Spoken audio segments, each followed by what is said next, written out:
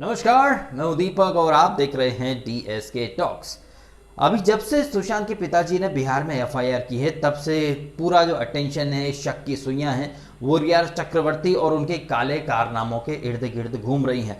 But जैसे ही रिया की तरफ शक की सुइयां घूमने लगी, वैसे ही कई लोगों ने ये भी सवाल उठाने खड़े कर दिए कि नेपोटिज्म की थ्योरी या नेपोटिज्म की बातें तो मतलब बकवास थी, कोई आधार नहीं था। जी नहीं, नेपोटिज्म है और भर भर के है।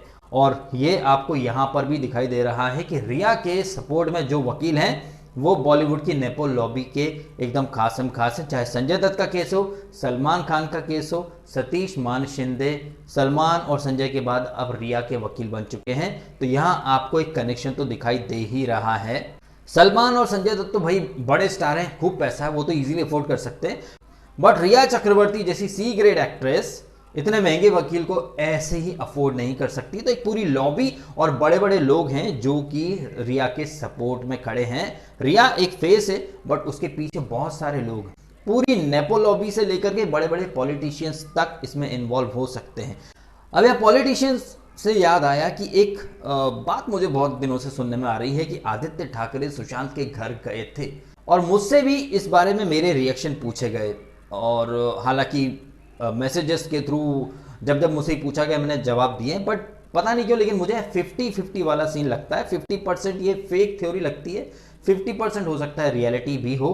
बट आदित्य ठाकरे खुद एक मंत्री हैं और एक मंत्री अगर कहीं जाएगा तो फिर पूरी मीडिया को पता चल जाता है। सड़कों पर एक अलग ही कॉन्वॉय जो मंत्री का होता है वो जाता, पुलिस की गाड़ी भी इन्वॉल्व रहती है। तो मैं नहीं समझता कि आदित्य ठाकरे गए होंगे तो किसी को पता नहीं चला होगा। और आदित्य ठाकरे अगर जाएंगे तो मान लीजिए सुशांत की बिल्डिंग में गए पार्टी करने, जो कि बातें आ रही कि आदित्य ठाकरे ने वहाँ पार्टी की थी और CCTV बंद कर दिए, तो आसपास और भी बिल्डिंगें हैं, उनके CCTV वगैरह होंगे, है कि नहीं? दुकानों के CCTV वगैरह होंगे, या फिर मीडिया को तो पता चल ही जाता है क्योंकि मंत्री है और मंत्री कहीं जाता है तो फिर भाई बहुत सारे लोगों को पता चल जाता है ना। बाकी का 50% हो सकता है सच भी हो, क्योंकि जिस तरीके से संजय राउत और शिवसेना का जो मुखपत्र है सामना, वो डे 1 से सुशांत को पागल, मेंटली अनस्टेबल और ये इन्वेस्टिगेशन क्यों हो रही है, ए भी क्यों टाइम वेस्ट कर रहे हो, इस तरह की बातें कर रहे हैं संजय राउत। तो कहीं ना कहीं एक शक की सुई खड़ी होती तो है कि आखिर उन्हें ऐसी क्या जल्दी है, उन्हें ऐसी जल्दी क्या है इस केस को खत्म करने की, या फिर सुशांत को 15 मिनट में ही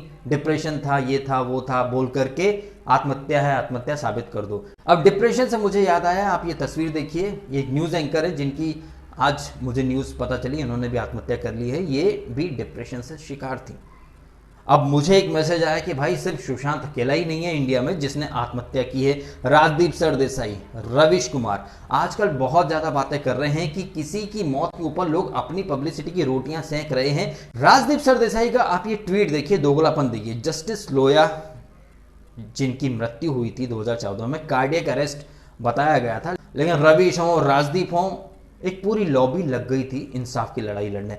मतलब ये अगर किसी की मौत के ऊपर दिन रात न्यूज चलाएं, खूब सारे ट्वीट करें, प्रोटेस्ट करें, आप अगर यूट्यूब पे देखेंगे ना, रवीश कुमार एंड रोहित वेमुला के ऊपर रवीश कुमार ने इतने वीडियोस डाले, इतने आर्टिकल लिखे, इतने पोस्ट लिखे। वो क्या था? तुम रोहित वेमुला हो, जस्टिस लोया हो, या फिर और भी कोई हो, तुम किसी की मौत के ऊपर 1 महीने तक बुलेटिन चलाओगे, 1 महीने तक रोओगे, 1 महीने तक आर्टिकल लिखोगे, ट्वीट करोगे, कैंडल मार्च निकालोगे। वो क्या है? वो किसी की मौत के ऊपर अपनी दुकान चमकाना नहीं है क्या? मतलब तुम करो तो ठीक है। अभी अगर अर्नब, ये लोग एक्चुअली अर्नब के ऊपर ही निशाना साधना चाह रहे हैं। अर्नब में इतने गट्स हैं कि वो सरकार से भी सवाल पूछता है और स्टेट गवर्नमेंट से भी पूछता है। तुम लोगों इसके साथ दोगला नहीं है कि सिर्फ हम तो सवाल सरकार से ही करेंगे, सेंट्रल से। महाराष्ट्र में कितना घपला घपला चल रहा है, इसके बारे में ना रवीश कुछ बोलेंगे। इनफैक्ट राजदीप ने तो अपने ट्वीट में लिखा कि बिहार पुलिस के पास कुछ काम नहीं है क्या? क्यों एक इंसान की मौत के ऊपर अपना अपना प्रोपेगेंडा सब चलाने में लग गए हैं? मतलब तुम करो, जस्टिस लोया, रोहित वेमुला दिन भर, गौरी लंकेश दिन भर, तो चलता है, तो इंसाफ की लड़ाई बन जाती है। बट अगर अर्नब या मैं या और भी जितने भी सुशांत के फैन हैं जो चाहते हैं कि सच बाहर आए, तो वो क्या है? एक फुटेज सीकिंग एक्टिविटी है, एक पब्लिसिटी स्टंट चल रहा है, एक दुकानदारी चलाई जा रही है। मतलब ये तो वही हुआ, तुम करो तो चमत्कार, कोई और कर दे तो, समझ गए ना आप?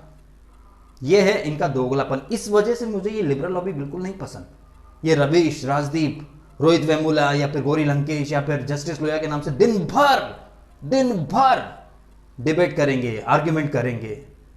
और आज का यूथ इन सच्चाई का पुजारी मानते हैं। ये अगर इतने ही बड़े वाले सच्चे हैं तो फिर अब जो इतने झोल निकल निकल के आ रहे हैं यहाँ पर, मुंबई पुलिस की इन्वेस्टिगेशन, सो कॉल्ड इन्वेस्टिगेशन, 45 दिनों में वो कुछ नहीं कर पाए, लेकिन स्टार्ट के 15 मिनट में उन्होंने भी बोल दिया था कि ये डिप्रेशन की वजह से। मुझे किसी सज्जन ने मैसेज भेजा कि भाई सुशांत अकेला थोड़ी जिसने आत्महत्या की हो, और भी मराठी एक्टर अभी रिसेंटली खत्म हुए, टीवी एक्टर सुसाइड कर लेते हैं, तो फिर यहाँ सुशांत के ऊपर इतना क्यों हो रहा है? तो भाई मेरा तो सिंपल जवाब है, रोहित वेमुला अकेला नहीं है स्टूडेंट जिसने आत्महत्या की हो। बहुत सारे स्टूडेंट आत्महत्या करते हैं। लोगों को बात बुरी लगेगी, लेकिन तुम बोलो तो सही है, हम बोले तो गलत है? सुशांत के इस केस में बातें इसलिए और ज्यादा इंटरेस्ट है पब्लिक को सच जानने का, क्योंकि वो बंदा जिसने काय पोचे हो या छिछोरे हो या इवन मौत के बाद दिल बेचारा, इन फिल्मों में जिंदगी को खुलकर जीने की फिलॉसफी बताई थी। वो इंसान ऐसे ही सुसाइड नहीं कर सकता। वो एस्ट्रोनॉमी से जुड़ा हुआ था, वो स्पेस की बातें करता था, वो साइंस की बातें करता था, वो आने वाले फ्यूचर में क्या क्या करना है उसको, उसकी बातें करता था। वो सडनली आत्महत्या कर लेगा, ये बात हजम नहीं हो रही। इसलिए पब्लिक का इंटरेस्ट है और पब्लिक जानना चाहती है कि ऐसी क्या चीजें थी जिसकी वजह से उसे अपनी जान देने पर मजबूर होना पड़ा। और जब से सुशांत के पिताजी ने ये एफआईआर की है, तब से तो चीज़ें और ज़्यादा कॉम्प्लिकेटेड हो गई हैं। जिस तरह से पैसे का ट्रांजैक्शन हो, या फिर ब्लैक मैजिक की बातें हो, या फिर सुशांत के जो बॉडीगार्ड थे उनका इंटरव्यू मैंने देखा। सुशांत और रिया को जो फ्लैट दिलाने वाला स्टेट ब्रोकर था सनी नाम का, उसकी आप बातें सुनिए। मतलब सुशांत को इतने लग्जूरियस फ्लैट दिखाए गए थे, और वो जिम और स्विमिंग पूल जिस बिल्डिंग में हो वहीं फ्लैट लेना चाहता था, लेकिन रिया ने एक पुरानी बिल्डिंग चूज की 4.5 लाख के रेंट में, जहां पर कि सुशांत तो सोता ही रहता था दिन भर। अब काला जादू कहिए, दवाओं का असर कहिए, कुछ भी कहिए, जो मैंने इंटरव्यू देखा सुशांत के एक बॉडीगार्ड का, उनके सर्वेंट का, कि सुशांत तो सोते ही रहते थे। ये क्या नाम है लड़की इसका, अरे रिया, उसकी फैमिली, उसका भाई, ये सब लाके ये सब लोग आके पार्टी करा करते थे। सुशांत को होश ही नहीं रहता था, वो दिन भर सोते रहते थे। वो सनी जो एजेंट है उनका, जिसने वो फ्लैट दिलवाया, वो कहता कि सुशांत तो गाड़ी में ही बैठा रहता था। सारे फाइनल कॉल रिया ही लेती थी कि कौन सा फ्लैट लेना है, कौन सा फ्लैट नहीं लेना है। एंड सनी जो कि एजेंट है, उसने एक बात और बोली कि जहां सुशांत को एक आलिशान, एक लग्जूरियस बिल्डिंग चाहिए थी रहने के लिए, जिम हो, पूल हो, सब कुछ हो, वहीं एकदम पुरानी टाइप की बिल्डिंग में, मतलब उतने बजट में तो इनको बहुत अच्छा डील मिल जाता। वो इंटरव्यू मैंने देखा न्यूज़ 18 पर, आप भी यूट्यूब पर देखेंगे तो आपको इजीली मिल जाएगा। उन बातों से बहुत सारा सच निकल के आ रहा है। तो आप ये सनी का इंटरव्यू देखेंगे, या फिर सुशांत के जिम ट्रेनर का इंटरव्यू देखेंगे, सुशांत के एक्स सर्वेंट है बॉडीगार्ड का, सबको रिया ने निकलवा दिया था। और सबका यही कहना है कि सुशांत खर्चीले इंसान बिल्कुल नहीं थे, लेकिन सुशांत के अकाउंट से सारा पैसा ये ही निकालती थी और ये खर्च करती थी। आप चाहें तो यूट्यूब पर देख सकते हैं ये सुशांत के बॉडीगार्ड, जिम ट्रेनर, इनके इंटरव्यू, उनके रियल एस्टेट एजेंट के इंटरव्यू। वो एकदम बढ़िया तरीके से बात कर रहे हैं, कॉन्फिडेंस के साथ। वहीं अगर आप सुशांत के सो कॉल्ड दोस्त, जो उसके बहुत ज्यादा क्लोज थे, वो सिद्धार्थ हो या फिर वो संदीप हो, इनके हर दिन स्टेटमेंट बदलते रहते हैं। वो अर्नब के चैनल पर तो वो संदीप और सिद्धार्थ क्या बोल रहे हैं क्या नहीं बोल रहे, उनको खुद को समझ में नहीं आ रहा है। ऐसे में मुंबई पुलिस के सामने इन लोगों ने कैसे सवालों के जवाब दिए होंगे, आप समझ सकते हैं। मतलब जिन लोगों का हर दिन एक स्टेटमेंट बदल जाता है, मुंबई पुलिस और महाराष्ट्र सरकार उनके स्टेटमेंट पर यकीन कर रही है। इससे बड़ा जोक तो कहीं कोई हो ही नहीं सकता। इसके बाद लोग बोलते हैं कि नहीं, मुंबई पुलिस के हाथ में ये केस रहेगा तो ज्यादा बेटर रहेगा। अगर ऐसा रहेगा तो फिर मुझे नहीं लगता कि न्याय मिल पाएगा। अब एक न्यूज पता चली है कि सुशांत के अकाउंट में पैसा जो था वो तो रिया की मम्मी ने ट्रांसफर किया था, रिया के खर्चे के लिए। मतलब सुशांत, जिसकी पिछली फिल्म छिछोरे जबरदस्त ब्लॉकबस्टर रही थी, उसके अकाउंट में पैसे ही नहीं थे, और रिया की मम्मी सुशांत के अकाउंट में पैसे डालती थी ताकि रिया का खर्चा चले। तो रिया का खर्चा चलाने के लिए रिया का खुद का अकाउंट नहीं था क्या? और आपने ऐसा कितना पैसा कमा लिया कि आप सुशांत के अकाउंट में पैसा डालो? सुशांत जो कि पे कर रहा है रेंट 4.5 लाख रुपए, और डिपॉजिट वगैरह तो खूब सारा दिया ही होगा। आई एम श्योर रिया की मम्मी के पास इतने पैसे तो नहीं होंगे ना कि साल भर का डिपॉजिट या रेंट वगैरह दे सकें वो।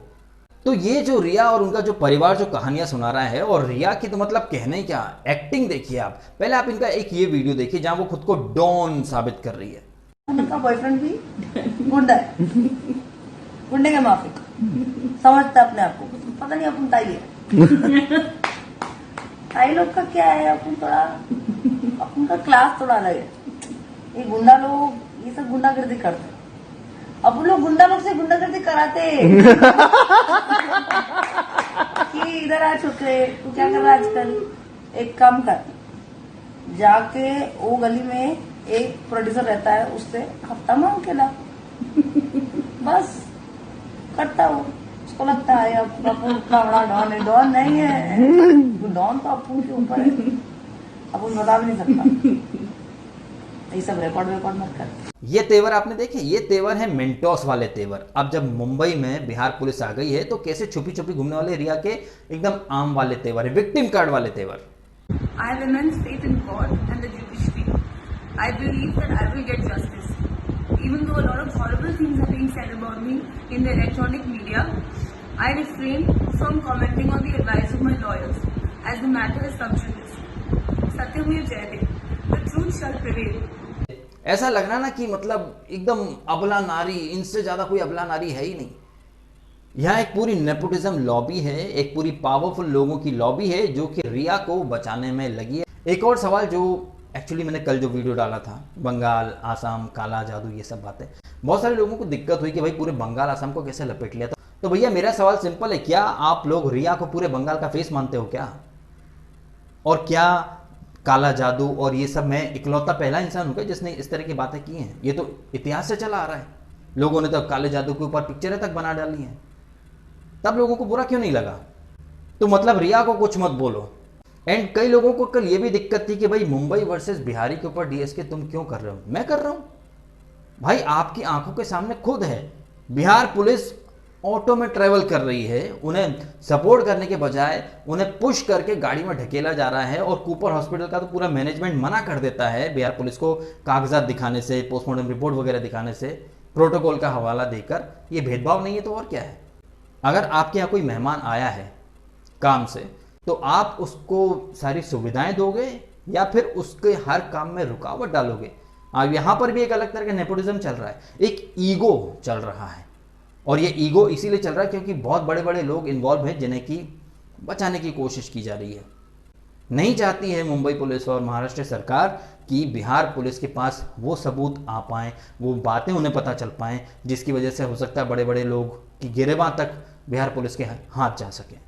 इसीलिए ना तो वो बिहार पुलिस को कोई गाड़ी, व्हीकल वगैरह मुहैया करा रहे हैं, वो ऑटोमेटिक जगह जगह ट्रैवल कर रहे हैं। और डेफिनेटली बिहार पुलिस जहाँ जहाँ जाती होगी, पहले ही मुंबई पुलिस या महाराष्ट्र सरकार के लोग उन पर्टिकुलर लोगों को इन्फॉर्म कर देते होंगे कि बिहार पुलिस आ रही है, भाई ये बताना, वो बताना, ये मत बताना।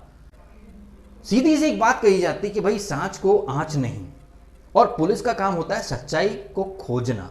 तो सच्चाई चाहे मुंबई पुलिस खोजे या बिहार पुलिस खोजे, सच बाहर आना चाहिए ना। लेकिन आप बिहार पुलिस के काम में अड़ंगा लगा रहे हो, उनके काम में आप रुकावटें पैदा कर रहे हो। इसका तो एक ही मतलब निकलता है कि आप नहीं चाहते कि सच बाहर आए। और फिर अगर इस चीज को हम ये कहें कि हाँ बिहार पुलिस के साथ भेदभाव हो रहा है, बिहार के लोगों के साथ भेदभाव होता है, तो फिर गलत क्या उसमें? आपकी आंखों के सामने है ना सच।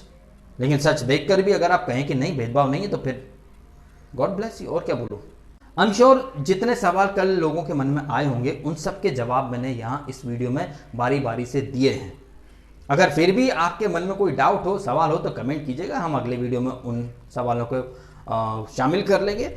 इस वीडियो में ये बातें आपको कितनी सही और कितनी जेन्युइन लगी, कमेंट करके डेफिनेटली बताइएगा। Bihar police versus Mumbai police ego है और कुछ नहीं है। बिहार पुलिस के काम में बार बार टांग अड़ाना, उन्हें सुविधाएं न देना, उनके काम में रुकावटें अड़ाना, गाड़ी तक मुहैया न कराना, ये भेदभाव नहीं है तो और क्या है। आई होप कि आपको बातें सही लगी होंगी। वीडियो अच्छा लगा हो तो लाइक करें, कमेंट करें, शेयर करें और सब्सक्राइब भी कीजिएगा डीएसके टॉक्स को अगर आपने नहीं किया हो। और सारे फ्रेंड्स को बोलो वीडियो देखें, शेयर करें सभी के साथ। सभी के पास एक सच तो पहुंचना चाहिए ना कि क्या है मीडिया का दोगलापन, सरकार का दोगलापन, पुलिस का दोगलापन। इंसाफ की बातें बहुत करते हैं लेकिन अब सब चुप है। खैर, आपने समय निकाला, वीडियो देखा, आपका बहुत बहुत धन्यवाद।